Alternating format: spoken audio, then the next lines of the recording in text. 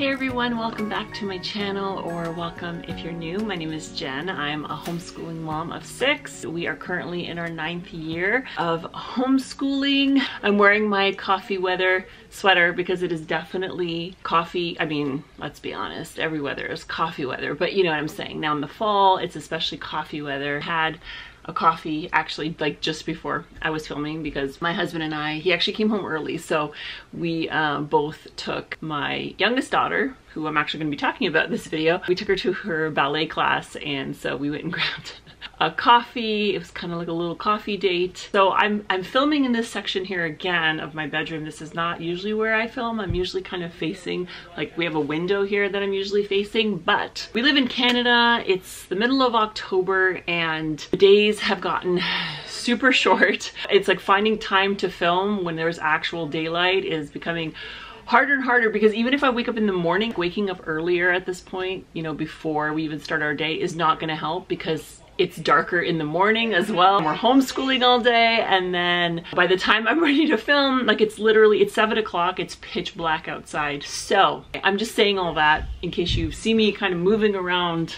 in different spots.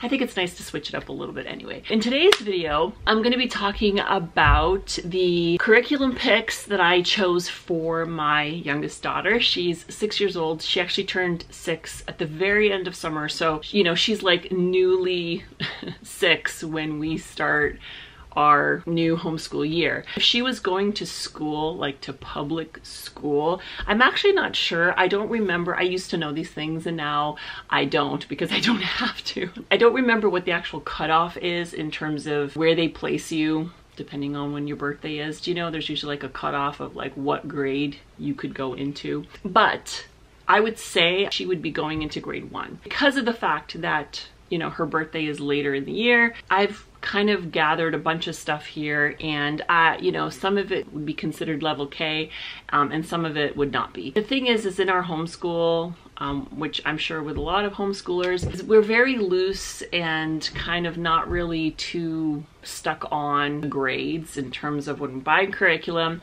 I mean, you'll know though, you'll kind of notice if you have looked for curriculum, bought curriculum, a lot of times it's not really graded, it's more leveled so that you know where to begin and you kind of just assess your child's abilities and you go from there. But every once in a while, you know, there is grade specific curriculum, and I usually just will, like anything else, I'll look through it. I'll have a look to see where I think my child would, you know, fit in. And a lot of times, a lot of curriculum companies will provide placement tests and kind of figure out where your child would be. And I'm just here to say, you know, especially if you're like a newer homeschooler, not to really get worried about that too much. We're kind of lucky here, I guess, too, because where we live here in Canada, the province we live in, it's pretty casual. Like for homeschooling, there's not a lot we have, like there's really not a lot we have to do. We just have to send in our letter of intent.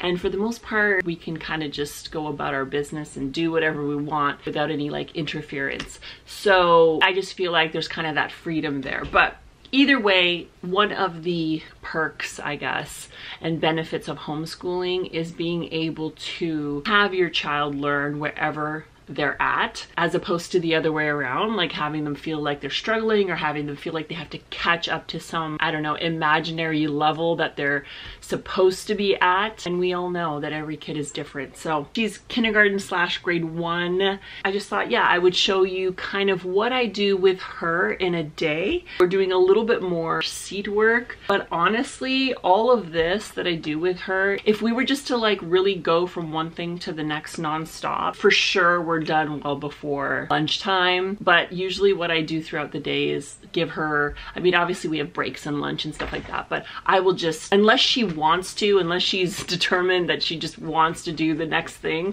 I kind of just let her go off every once in a while and chill out and play or go look at a book or do Lego or dolls or draw a little bit. And there's no pressure. Doing all this stuff doesn't take a whole lot of time, and aside from this, it's throwing in a lot of like extra things that are more like play-based and allow her to be creative. The first thing that all my kids do is devotional. So I will say we start off on morning time, and she's a part of that because that's something that everybody does. She's a part of all of our morning time things.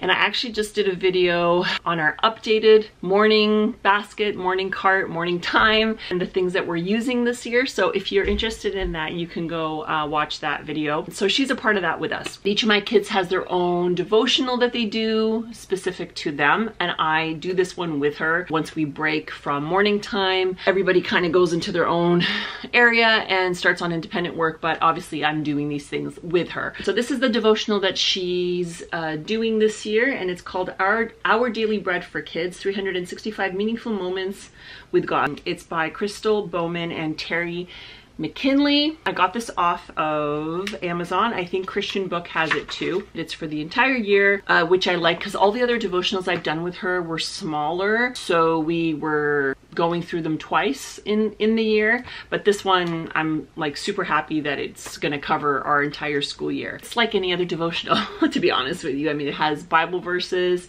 and then it talks about the story, how to apply that to them. It's very much for her level. The examples and the stories are things that like she can relate to. It's fun little illustrations and pictures. This is the one that we did today. So even though it's dated, she's very much, you know, wants to do things a certain way. So I gave her the option. I was like, I said to her, we can either do it like right on the date, you know, start in September. I showed her where that was, and I think she kind of got like stressed down that it was already like halfway through the book. I said, or we can just start at the beginning and just go, you know, in order. And that's what she wanted to do. So that's why this is January up here. But this is the one we did today. It was all about Daniel and the lion's den. And it goes through that.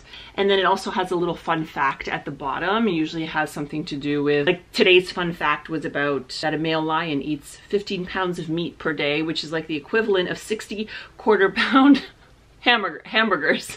So there's all these like little fun facts at the end, which she enjoys. So this takes like a couple of minutes to do. Yeah, I've been happy with this one so far. So we do that, and then this is her journal, which my 4 youngest kids all do. So this is her journal because purple is her favorite color, and I just get these lined, you know, notebooks. This is, I think, from the dollar store actually. And every single day, so the way that I do it with her and how I've done it with all my kids, you know, as they've gotten older, it changes, but I write the date in, and then she can draw a picture of whatever she wants, and then she will show it to me. She tells me about what she drew, and then I'll ask her like, what do you want me to write about the picture? She'll give me a little sentence or two, and I'll write it in. And that's just kind of how we do it. And she can literally draw about, so cute.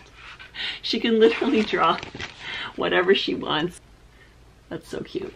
Slowly but surely, over time, I will start encouraging her to write some of the words. So I may write the sentence, but I may have her maybe fill in a word here and there on her own and help her to do that. And that's kind of how we do it till we progress to the point where they can do, you know, the entire thing on their own. And then now this is kind of the rough order that she does them in during the day too, because I'm kind of not really too picky about it. I mean, it all gets done. So if she pulls for something, then that's just what we'll do. But generally I try to do the devotional first and then the journal. Then we move on to morning binder. My 2 youngest girls do morning binder. This is something also that I've done with all my kids. My other daughter, she's in grade 5. She's still doing it, and just like hers looks a little bit different than, you know, my 6-year-old, obviously, because she's learning different concepts and has different things for her level in there. But this is basically, you know, just a white binder that I get with like a sleeve, a clear sleeve. And then I will print, I'll just print whatever like they're into for that year. I think last year hers was Paw Patrol. This year she wanted Ninjago.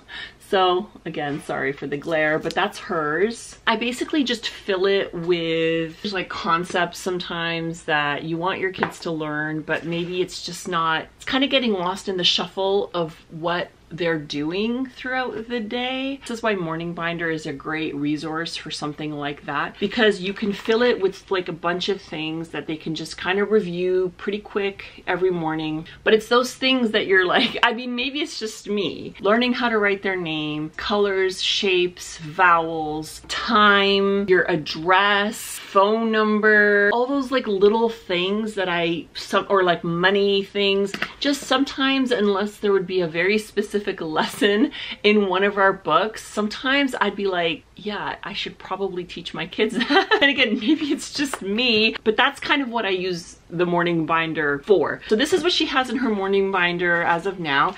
And let me think before I say for sure. So everything in here, aside from the things at the very back, are just sheets that I've made. I've created these inserts. I'm actually thinking of maybe having these available for you guys to download. I've been thinking a lot about having like a site, a homeschooling website, all resources there, and some of these things that I make. Maybe some of you guys might be interested in having some of these like to use in your own homeschool. Let me know what you think. So I'll keep you guys posted, but let me just show you. So this is hers, and again, I'm sorry that there's a glare, is the days of the week, Monday to Sunday, and then we have shapes. And what I do is I put them in these clear page protectors, and because kids love using dry erase markers, like their favoriteest in the world. Days of the week, she'll point to them and tell me them.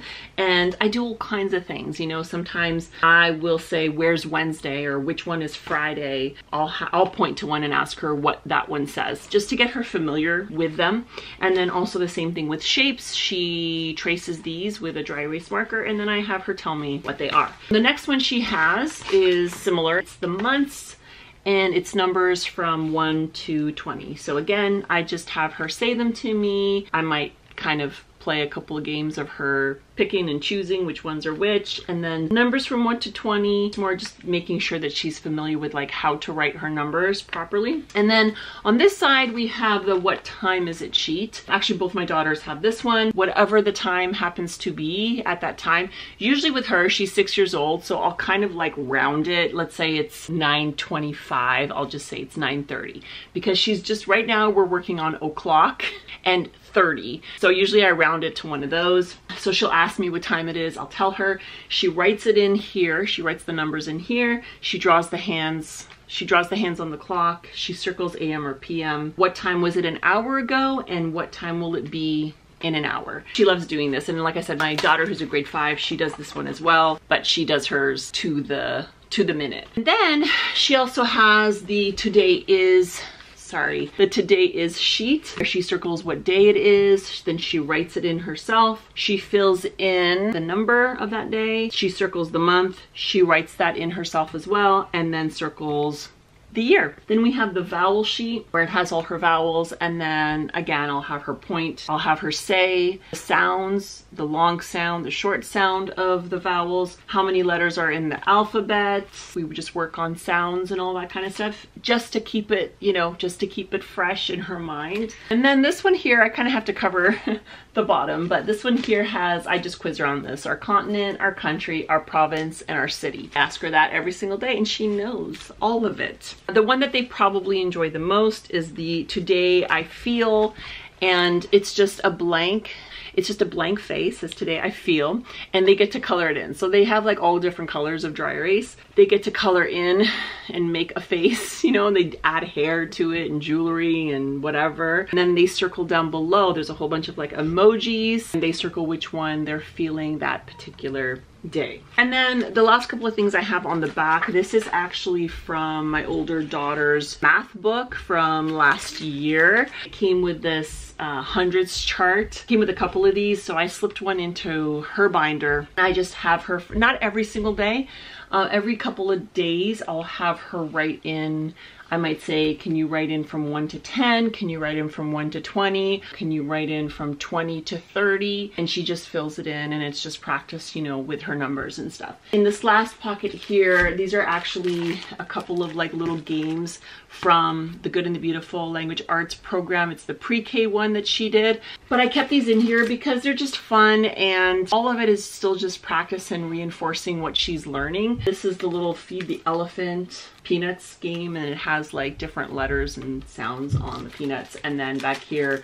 there's like a guessing, like you have to guess where the cat is hiding, like under the furniture. So there's that. And then back here, you'll see there's like these loose sheets.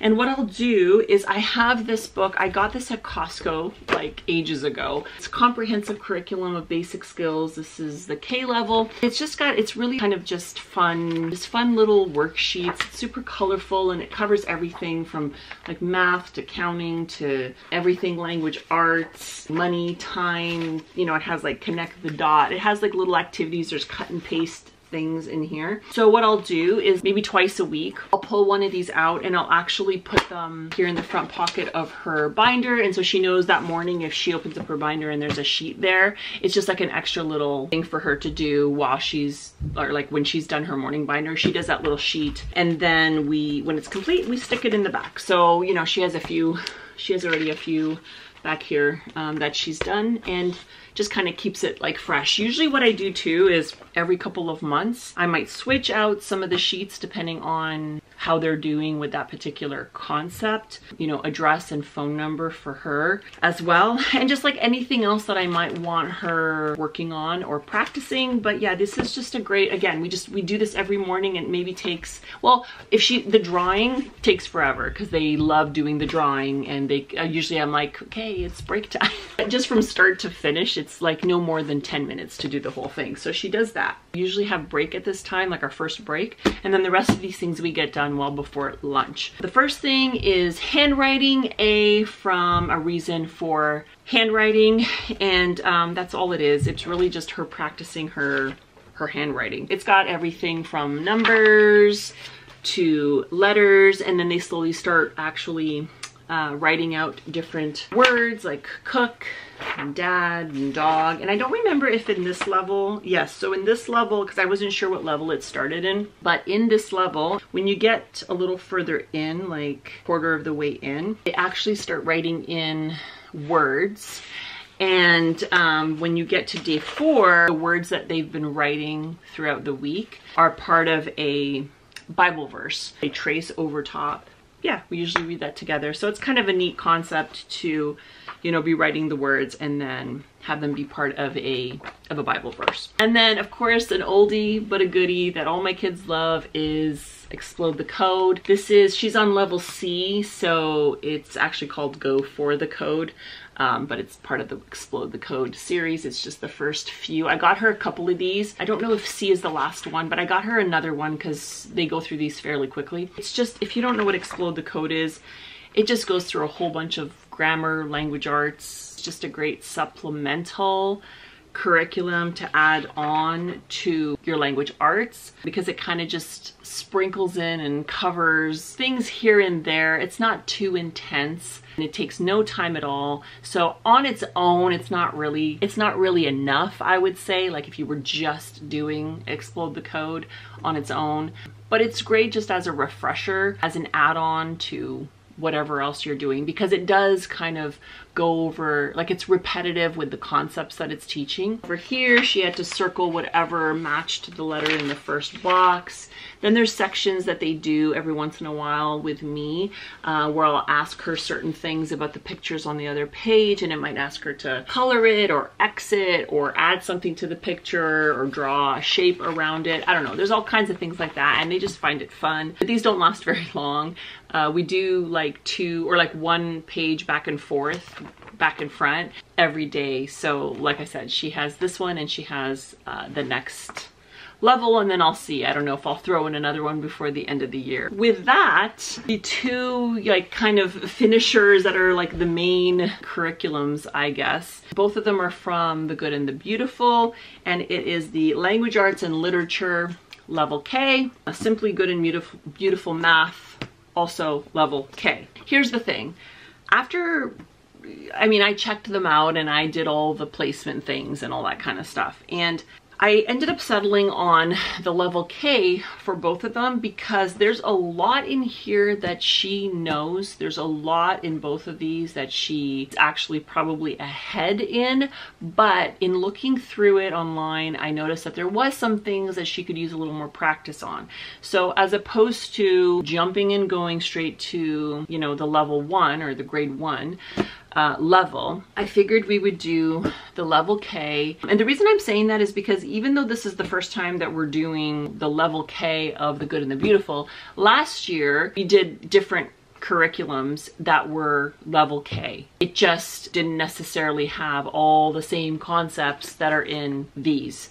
So a lot of it she's familiar with, a lot of it we're flying through. A lot of the lessons, there hasn't really been too much that's brand new. I kind of feel like review for her, which is not a bad thing. We may not do every single lesson in here. As of now, we've just kind of been starting from the beginning and just going through. But I may start skipping some lessons, or I may just not do everything in a lesson, because I don't want to do it for the sake of doing it, but I also don't want to skip things that I think she could work on. Just in general, the Good and the Beautiful language arts has always worked for us. I mean, I never like to say that like across the board, because there could always be a time when it doesn't. As of now, I've used it with my 4 youngest. My 2 oldest, like, it wasn't really there. It wasn't really around when they were kind of the age. But my 4 youngest kids have all gone through the Good and the Beautiful language arts, and it's worked for them every single year that we've done it. I love especially like now that there's a lot of different things that they integrate into the lessons. Like we have the Good and the Beautiful app. I have that on my phone. There's like stories on there. There's little games. There's like videos throughout the lessons. It'll tell you to go to a specific video, and it may be teaching a concept or something like that, or a poem, you know, whatever. So I think that that's fun because it keeps it interesting, especially when they're little, you know. We're going to definitely continue it, but I have a feeling that probably around the midway mark, if even like not even sooner than that, we may go ahead and switch to the grade 1 level language arts for her. So we'll see. I'll keep you guys posted. I think I would still have done this if I could do it all over again. And I used the PDF, and if you guys didn't know, the language arts, I think it's right up until level 7. PDF downloads are free. You know, you really can't lose that way. And the same thing pretty much goes for math. I actually have a feeling we may go through math even faster and go to the next one even faster, because she is a math whiz. Like, she's especially good at math. Again, it's just super colorful. It's so fun. You know, all the activities are so fun. Like here, whoa, here she had to, it was like this girl had a pet rabbit, and she had to draw in the carrots for the week and the, what else? The spinach for the week. She loves this kind of stuff. It makes math fun. So that is what we do every single day. This is the last thing that we do at the end, like at the very last. And it's the Teach Your Child to Read in 100 Easy Lessons. This is amazing. I love this book and this whole program. With my 2nd youngest, this is what I used with her. We didn't get to the whole, I've never finished the whole book. She started reading before we even had to finish it. And I have used it with some of my other kids. I just find that we never have to fully use the entire book before they get it and they're reading, like, it takes off. I know it hasn't worked for everybody, but if you're looking for something to help your child read, I would say to give this a shot. It's so straightforward. It's so easy. It literally tells you what to say and what to do. Everything that you say is bolded in red. It literally tells you, like, it'll even say point here, touch here, wait for the child to answer this. It really just starts off with the sounds of the word, the sounds of the letters, saying them slowly, saying them fast, blending them together. It's a great, great, great reading program. I love it. This takes maybe 5 minutes for us to do, like, each lesson. And then we have a composition book. I don't have it here, but we have a composition book that we use with this, because usually at the end of a lesson, it'll have you write either letters or like sounds, and then the child copies whatever you wrote. They copy that in the book as well. And it's nothing flashy. Like, this is not a colorful, you know, full of pictures or anything. It's not meant to do that, because, you know, I think it's just not as distracting. acting that way. But like I said, it's very short, very concise. I've seen nothing but good things using this. We've had a lot of success with this. You can get this off of Amazon. You can get this off of Christian Book. Even a lot of just bookstores carry this as well. So we love that. That is all that she does in terms of seat work every single day. This is all that she does. Sometimes it's just this, and then she's playing and hanging out and doing her own thing, and I'm totally fine with that. Other times, you know, we have kinetic sand, we have Play-Doh. She loves to do Art for Kids Hub or ABC Mouse, and then we also have blocks and all magnetized. Like, we have a whole bunch of resources around puzzles and games, like those kind of learning activities. So every once in a while I'll just pull out something like that for her to do, unless she asks for something specific. I did want to mention one more thing, because I guess it's technically a book, but she doesn't do this every day. This is like an art type thing, but it's the Draw Right Now series. This is book 1. I got her book 1 and book 2, and then for my second youngest daughter, I got her book 3 and book 4. I think the first 2 books are a little bit easier, but each one of them kind of focuses on a theme. So from what I can tell, the whole thing is about animals. Yeah. Okay. On the farm, kids and critters, and storybook characters. And what it is, it's the cutest thing ever. Like, I love when she does this, because I love to see the things that she comes up with. So this is the first one, and it's about hens. And it'll tell you a little bit of information about the hen. It has the picture, and then it shows them how to draw a hen. So it has step-by-step instructions on how to draw a hen. And so they follow the instructions, and they can add a background or whatever, you know, whatever other details and things they want to add, scenery and stuff. It's just the cutest thing. It has cows, pigs, horses. She drew a lot of hens.